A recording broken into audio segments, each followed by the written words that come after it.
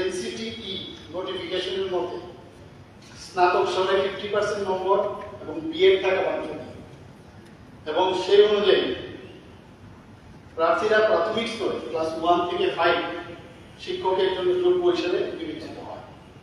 কিন্তু 2023 সালে 11/8/2023 তারিখে সিভিল আপিল নাম্বার 5268 অফ 2023 অনুযায়ী মহামান্য সুপ্রিম কোর্ট এনসিটিই এর 2018 সালের নোটিফিকেশন বাতিল করে দেয়।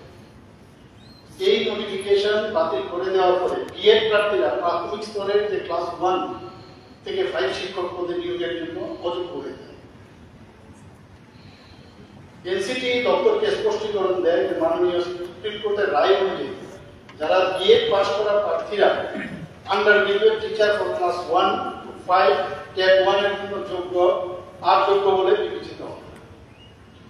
ইতিমধ্যে যারা ট্যাব পেপার 1 এবং ট্যাব পেপার 2 কোয়ালিফাইড প্রার্থী আছেন তাদের রিক্রুটমেন্ট রুল পরিবর্তন করার পর নিয়োগ করা হবে।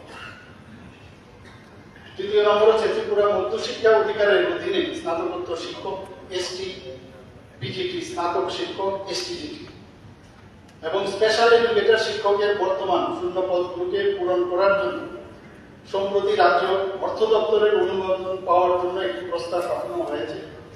অনুমোদনের পরে এই পদগুলো ত্রিপুরা টিচার্স রিক্রুটমেন্ট বোর্ড এর মাধ্যমে পূরণ করা হবে। এখানে উল্লেখ্য যে 2022 সালে দপ্তর প্রচলিত রোস্টার মেনে 230টি স্নাতক শিক্ষক, অসংরক্ষিত আসনে 29 এবং তফসিলি জাতি 29 এবং তফসিলি উপজাতি 172 নিয়োগের জন্য ত্রিপুরা টিচার্স রিক্রুটমেন্ট বোর্ডের কাছে প্রস্তাব পাঠানো হয়েছে এবং 15/7/2022 তারিখে টিআরবিটি 230টি স্নাতক শিক্ষক নিয়োগের বিজ্ঞাপন জারি করে। জারি করা বিজ্ঞাপনের সংরক্ষণের আসনে পদের সংখ্যা 50% এর বেশি হওয়ার কারণ দেখিয়ে জৈনক শ্রী দীপঙ্কর সাহারা মাননীয় ত্রিপুরা হাইকোর্টে WPO সি নাম্বার 736/2022 মূলে একটি রিট পিটিশন দাখিল করে। টিচার্স রিক্রুটমেন্ট বোর্ড ত্রিপুরা স্নাতক শিক্ষক ক্লাস 9-10 এর নিয়োগের জন্য STGT selection test for graduate teacher পরীক্ষা গ্রহণ করে।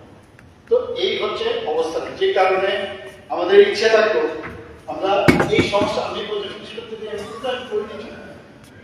মাননীয় হাইকোর্ট ত্রিপুরা 19/12/2022 তারিখে WPC নাম্বার 736/2022 যে পার্টিটা দিয়েছেন স্নাতক শিক্ষক পদের মোট সংখ্যা পূরণের জন্য সংরক্ষিত শ্রেণীর প্রার্থীদের নির্বাচন অবশ্যই 50% এর মধ্যে সীমাবদ্ধ এবং রিজার্ভেশনের জন্য 50% নিয়মে উল্লিখিত সর্বোচ্চ সীমা অনুসরণ করে বাছাই তালিকা প্রস্তুত। টিচারের শূন্য পদ পূরণের জন্য ভবিষ্যতে কোনো নিয়োগ প্রক্রিয়া ক্যারি ফরওয়ার্ড নিয়ম প্রয়োগ করা যাবে না।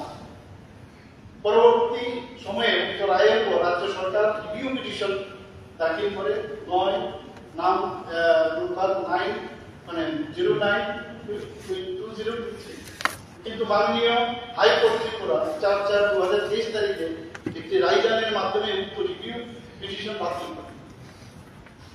এবার দেখুন আমাদের সরকারের যে সদ ইচ্ছা, বর্তমানে উপযুক্ত রায়গুলোর বিরুদ্ধে ভারতের মাননীয় সুপ্রিম কোর্টে একটি এসএলপি দায়ের করা হয়েছে এবং বর্তমানে উক্ত এসএলপি ভারতের মাননীয় সুপ্রিম কোর্টের বিচার একই বিষয়ে সংক্রান্ত আরো 4টি নতুন মামলা মাননীয় উচ্চ আদালতে বিচারাধীন রয়েছে এবং এই মামলাগুলোর পরবর্তী শুনানি আগামী মাসে নির্ধারিত হয়েছে।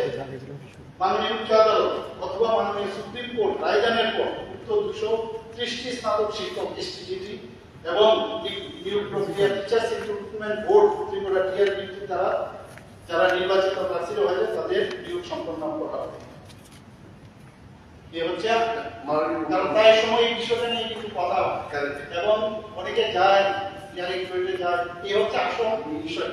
আমি মাননীয় মুখ্যমন্ত্রীকে ধন্যবাদ জানাচ্ছি, কারণ আমার উপর এত প্রেশার। আপনি জিজ্ঞেস করুন, আমাকে কুকুর বলেছে ওদের যে কুকুর তুমি এগুলো জিজ্ঞেস করছো না। যারা দেখছে যে ওয়াচিং আমি কুকুর না, আমি বলছি যে যারা প্রার্থী আপনাদের অনুরোধ করবো যে আমি এই প্রশ্নটা না করার জন্য আমি কুকুর বলেছি। সেটাই মাননীয় মুখ্যমন্ত্রী আমাকে বাঁচিয়েছেন যে আপনি উত্তরটা দিয়েছেন। তবে আমিও এই সময়টার মধ্যে অনেক পড়াশোনা করেছি এটাকে নিয়ে। এসটিজিটি পরীক্ষার্থীদের একটা অনুরোধ হলো, সেপ্টেম্বর 2022 যে পরীক্ষাটা দিয়েছে তারা, এই রেজাল্টটা বের করুন। This is their first demand.